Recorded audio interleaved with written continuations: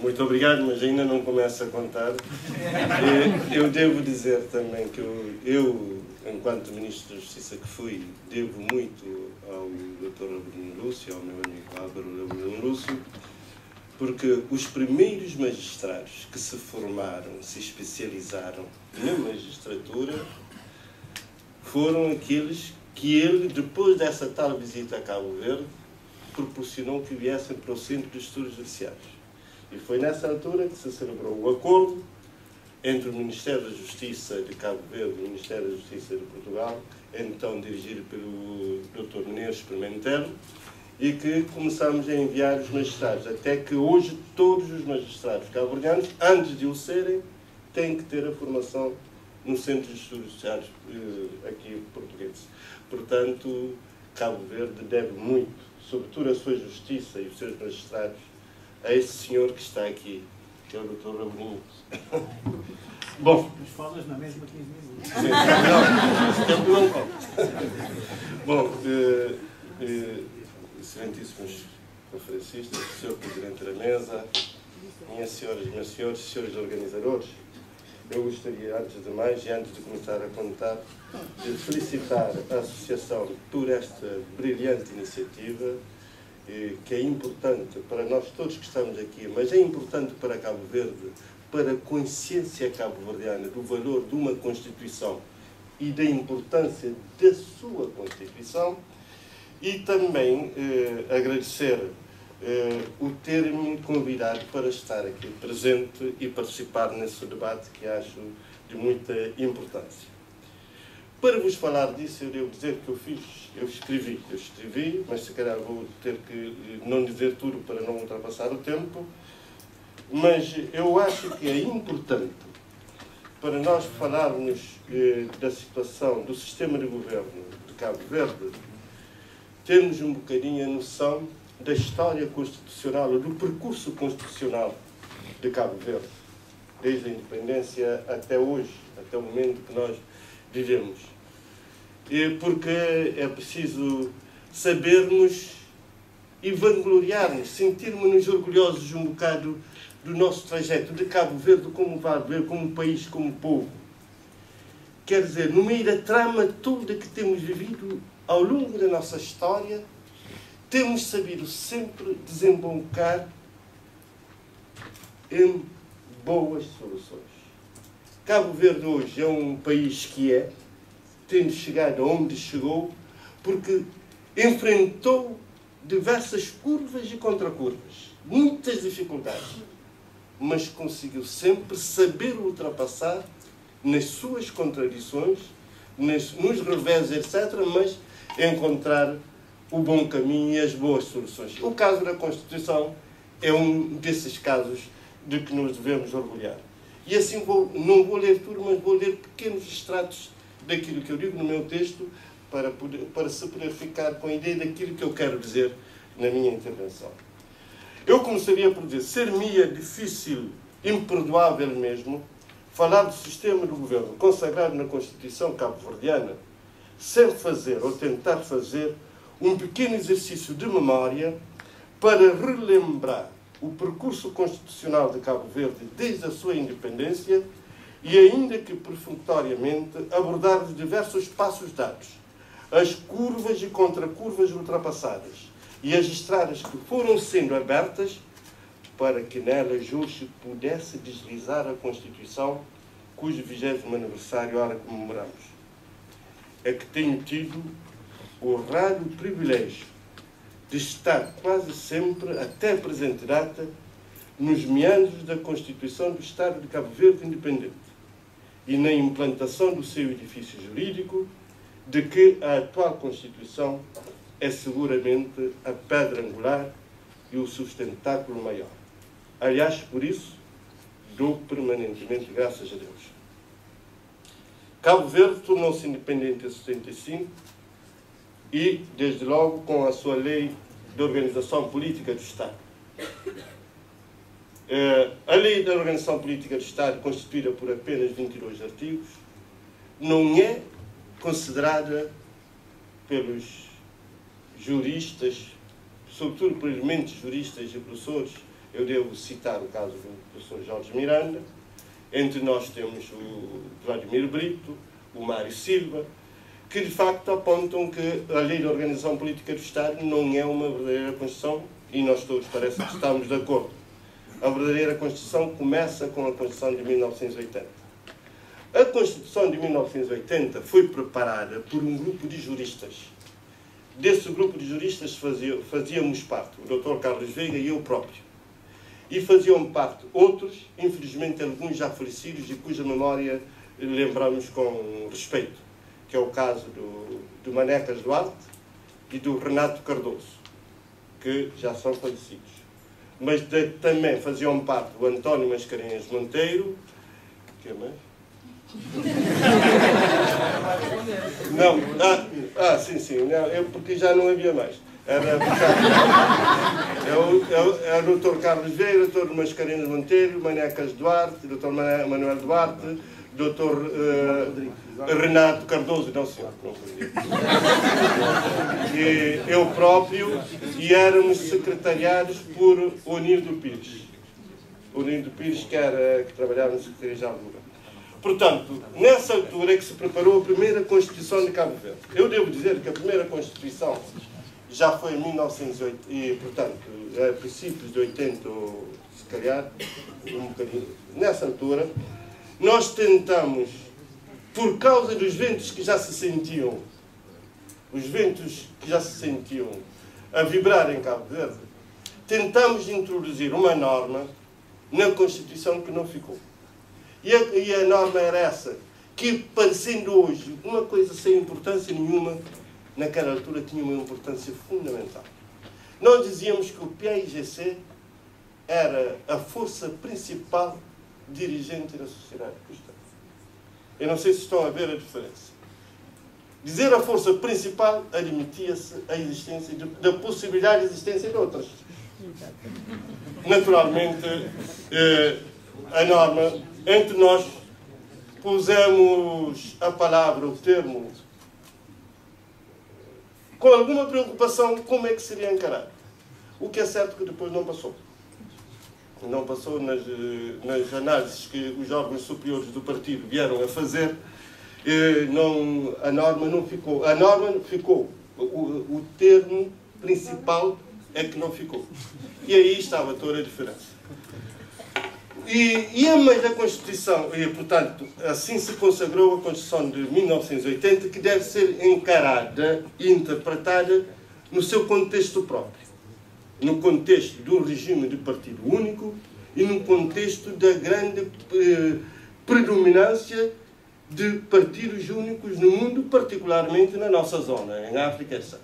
Portanto, é nesse contexto que nós temos que saber interpretar as coisas e saber interpretar as normas, os textos, etc. A Constituição de 1980 teve 3 revisões. E vou explicar para se compreender a história. A primeira revisão dá-se, reparem que a Constituição é aprovada em setembro de 80 e é revista logo em janeiro de 1981. E porquê?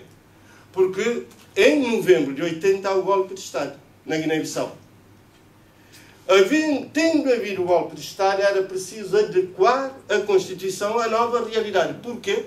Com o golpe de Estado, houve a separação do projeto, ou pelo menos liquidou-se o projeto da unidade Guiné-Cabo Verde, e então o partido, que é a IGC, que era a força dirigente na altura, o seu ramo de Cabo Verde reuniu-se, erigiu-se em congresso e proclamou-se o PAICV, que passou a ser a força dirigente de Cabo Verde. E, após isso, houve que reformular a Constituição. Isto é, para retirar tudo aquilo que constava da Constituição e que fazia referência à unidade Guiné-Cabo Verde e ao PAIGC, que ficou substituído por PAICV. Mas não foi a única mudança. Logo depois disso, não é logo depois disso, porque vai acontecer muitos anos depois, em 1988. Em 1988, começam a surgir as grandes mudanças no mundo, sobretudo a leste.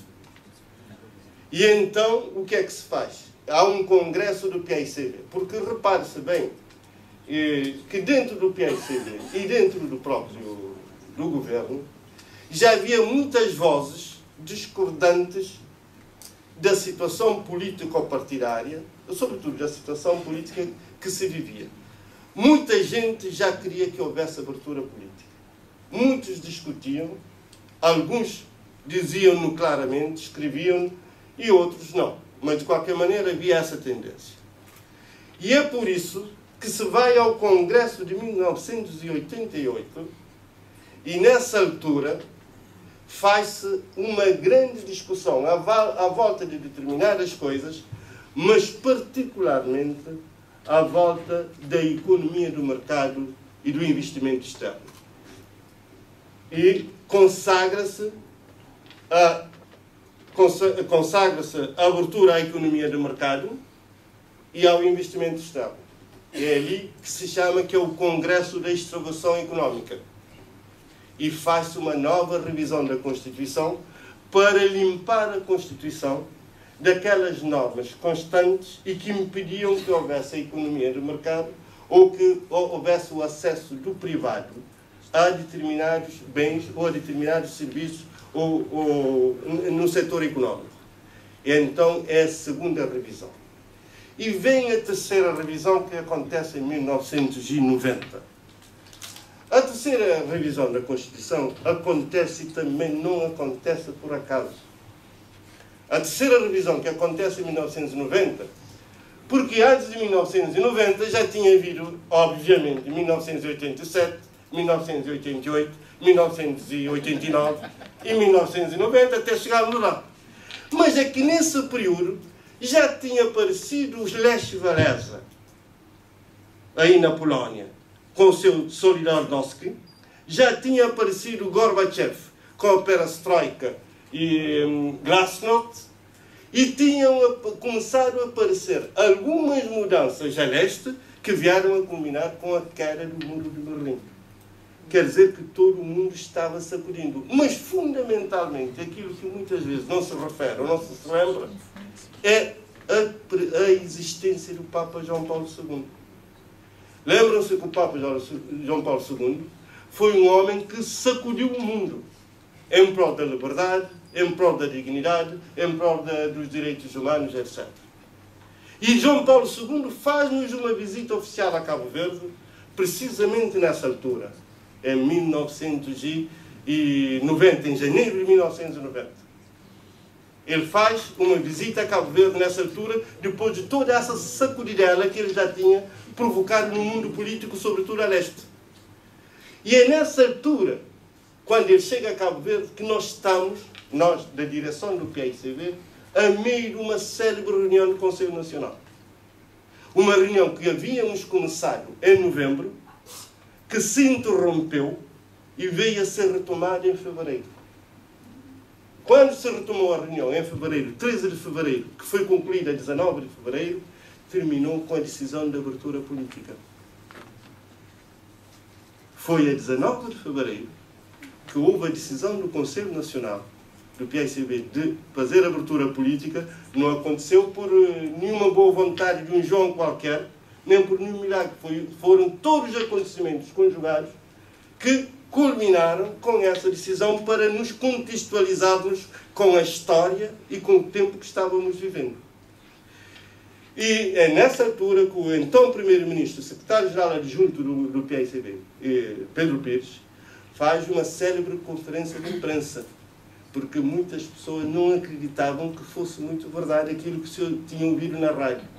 E então aí é que ele explana e diz qual foi a decisão, etc. E então é a partir daí que, a partir dessa altura, da declaração de abertura política, é que começam as grandes movimentações no país e que surge o MPD.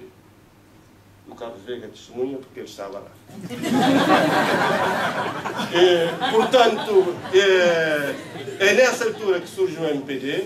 Há longas conversações. Eu devo dizer que a proposta que o PAICV havia consagrado para a mudança política, o regime, não era para ser executado imediatamente. Tinha um prazo de execução, isso no sentido de procurar uma mudança calma, serena, sem flagelos e sem flagelação. Só que a movimentação política foi de tal forma que não houve como não aceitar a situação da realidade. E a realidade impôs, impulsionou, e houve o bom senso de todos. Houve conversações entre delegações dos dois partidos. Portanto, tanto o Dr. Aristides Lima fez parte da delegação do PAICV, como o Dr. Carlos Veiga, da delegação do MPD. Estou cá para dizer isso. As conversações foram de tal maneira que depois se desembocou na conclusão de que se devia chegar a um acordo para a mudança do regime, que necessariamente teria que culminar com a mudança da Constituição. É assim que em 1990, em setembro de 90, faz-se a mudança da Constituição. A partir daí há uma outra história que começa, que é uma tese que eu defendo, que nem todos partilham, inclusive o meu colega e camarada Mário Silva, que está aqui presente. Eu digo que nós já tivemos 3 fases distintas no constitucionalismo cabo-verdiano. Tivemos uma fase do Partido Único, portanto, que é o regime de Partido Único que vai da independência até 1990, setembro. Eu acho que há uma ruptura em 1990, porque sai-se do Partido Único, entra-se no regime pluripartidário. Eu não acredito que se mude de regime sem se mudar de coisa de fundo. Portanto, há uma ruptura no constitucionalismo, porque muda-se do Partido Único para um outro partido, para um outro regime, em que aparecem outros partidos.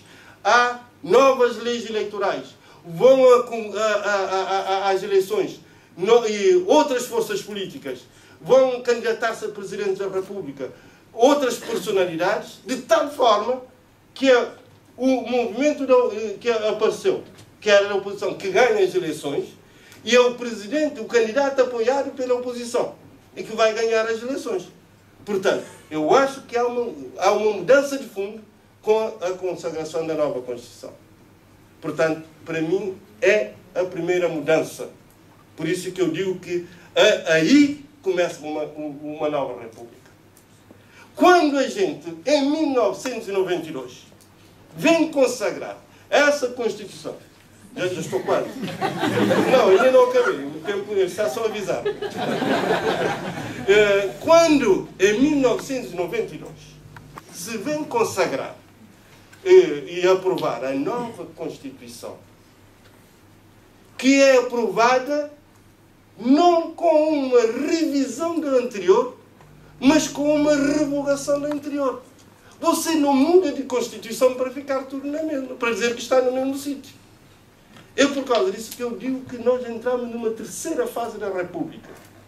Quando mudamos da primeira para a segunda em setembro de 90, e em 92, quando mudamos de Constituição, consagrando novas normas, um leque muito mais vasto de princípios, de valores, etc., e de sistema de governo, porque reparem que quando se consagra, se aprova a nova Constituição, reduzem-se, aparentemente, o Dr. Carlos Veiga não vai estar de acordo, mas não me interessa aqui neste momento, de tal maneira, retiraram poderes do Presidente da República, que o mesmo, ao promulgar a Constituição, diz: o Presidente da República foi esbulhado, estou a citar expressamente, foi esbulhado do essencial dos seus poderes. E aquilo caiu-me tão fortemente que eu escrevi um artigo para o jornal e dizendo: o Presidente da República, depois de ter dito o que disse, não devia promulgar. Ou então não dizia. Não devia dizer. Portanto, é essa Constituição de 1992, já alterada, mas já sofreu também 3 revisões, a última das quais em 2010, que eu considero que é das melhores etapas que atravessamos nesse processo. Porquê? Pela primeira vez, e é a última frase que eu vou dizer quase, pela última vez, pela primeira vez, a Constituição de Cabo Verde é aprovada pela generalidade dos partidos políticos. Eu acho que é um valor extraordinário isso. É a primeira vez que nós todos assumimos, como estamos assumindo agora, festejando, uma Constituição que dizemos que é nossa. Porque vivemos até 1992 com as pessoas a dizerem que era a Constituição do PSV. De 92 até 2010, vivemos a dizer que era a Constituição do MPD. Hoje, toda a gente diz a nossa Constituição. E é por isso que estamos todos cá celebrando. Eu agradeço-vos terem me convidado.